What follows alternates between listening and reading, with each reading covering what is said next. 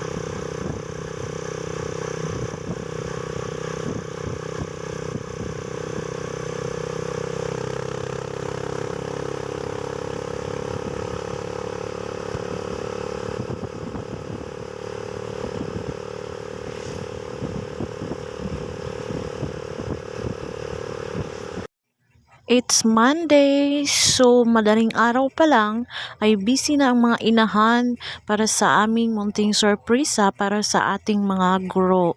So samahan nyo kami mga mari para sa ating pagluluto. Yung plano namin na 2 putahe lang pero bakit dumami yata. So ang niluluto namin ay chicken curry. Mayroon din tayong papansit. Plano namin na adobo ay nagiging humba na pork. So pork humba ang naluto. So may saging rin, nagluto rin ng saging, staring, ano pa ba? Tapos yung isang teacher, nagpaluto din pala siya sa mga officials ng manok. So mayroon ding manok, mayroon ding chicken joy, may chicken joy din pala. So ang dami na naming naluto. So shout out sa aking mga kasama na mga inahan na super supportive rin, ang aking mga co-officers. Siyempre, sa pangunguna yan ng aming maganda at siksing presidente, Miss Raquel Savillano.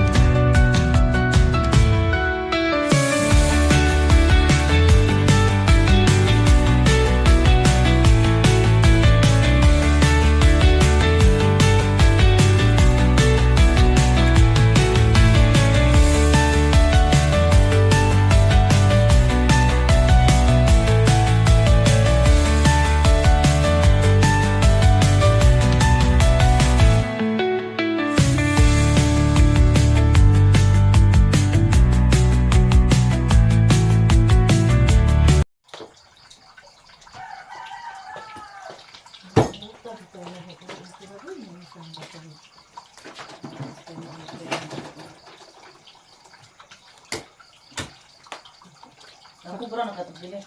May tinambir ni mo no. Tinambir mo kang gamitin dito. Kita na yung kuan. Ang lit. Kita na yung manaklit kung sa puwan na wala. Kuman palagi pa yung mga abak. Oy na ni mo ulog gay. Oh, to man mo ungga mapa. Ay. Ang pwede mo hindi ka po. Yan, makatawa, makita yung nila. Wala na patay. Wala na. So patay na. Aray ko.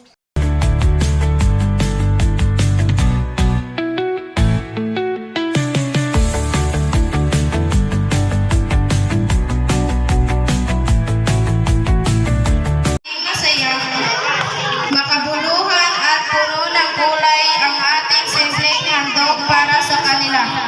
kung hindi ka naging guro? Ano ang trabaho mo? Mong gusto. Ay, salamat. Hindi masyado thrilling. Okay, so kung hindi ako naging guro, sa totoo lang, hindi talaga na ako choice ang guro. Ang una ko talagang choice ay accountancy. Lang, dahil nga wala akong ibang choice, guro. Pero maganda din ang guro. Dahil bilang isang guro, na-full kayo. Nagtuturo kami ng abot ng aming makakaya. Pinaka-the best, ibinigay nyo. Kaya sana pahalagahan nyo dahil kung ano ang aming ginagawa sa inyo, para lang din yan sa inyo. Number 1, makabasa kayo. Yun ang number 1 namin na layunin. Pangalawa, maging masunurin kayo. Sunod, maging successful kayo dahil kung hindi kayo maging successful, kawawa ang buhay niyo. Kung pwede kang makipagpalit ng pwesto sa estudyante, ano ang gagawin mo sa isang araw? Kung ako, mas ugaliin ko pang matutong magsulat at magbasa. Dahil kung marunong kang magbasa, dating ng araw. Ano ang paborito kong linya o expression na lagi mong nasasabi sa klase? Okay, ang paborito kong expression o linya na lagi nasasabi, makatulog na nga niya ako sa way, magsurat mo karunong na pulong kabuok na story. Grade 4? Tama ba? Tatlong kita sa story. Tanan na nangaging abangta sa akon, siya tutang linyahan ng tininood gayon. Okay, mga bata, salamat. Sino ang naging paborito mong guro nung ikaw ay bata pa at bakit? So sa aking pagkaalala, yung naging paborito kong guro ay si Ma'am Alice Rosada. Siya yung aking guro sa high school, so sa Filipino subject. So bakit ko siya paborito? Dahil mabait, unang-una mabait at saka matalino. Hindi lang siya mabait sa loob ng klase, mabait din siya kahit sa labas na. Bagang gipapansin kami ni ma'am na iya mga estudyante, bisan ada siya sa gawa. So overall, mabait talaga si ma'am. Kaya siguro din ako ay naging isang guro. Yun lang. Maraming salamat. Kung may award kang ibibigay sa sarili mo bilang guro, ano iyon at bakit? Sige daw, kung ano yun. Okay, so sa akin, kung meron akong matatanggap na award sa sarili mo, hindi siguro material sa ngayon. Okay, at this moment, hindi material ang gusto ko, kundi oras. Bakit oras? Gusto ko kasi merong sapat na pagtulong. So, ganon. Sapat na pahinga. At meron din akong sapat na oras para pagtuturo sa mga bata, labi na sa pagbasa. So, ang gusto ko po ay oras. Thank you. Ano ang sikreto mong talento na hindi alam ng mga estudyante? Hindi ako marunong magsayaw, hindi ako marunong kumanta. Malaking puso at pasensya sa mga bata. Kung may superpower ka sa pagtuturo, ano iyon? Gusto ko na may power na makasusi sa pagbati sa akong mga bata. Why? Kaya para masaktan ako na pag-enter pa lang sa classroom, what will I do to this kind of learner?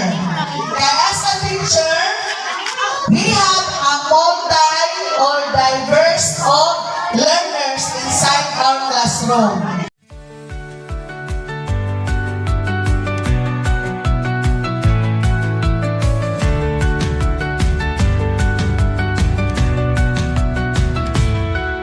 Thursday, Salamat sa pag-anda. Damoy pagkaon.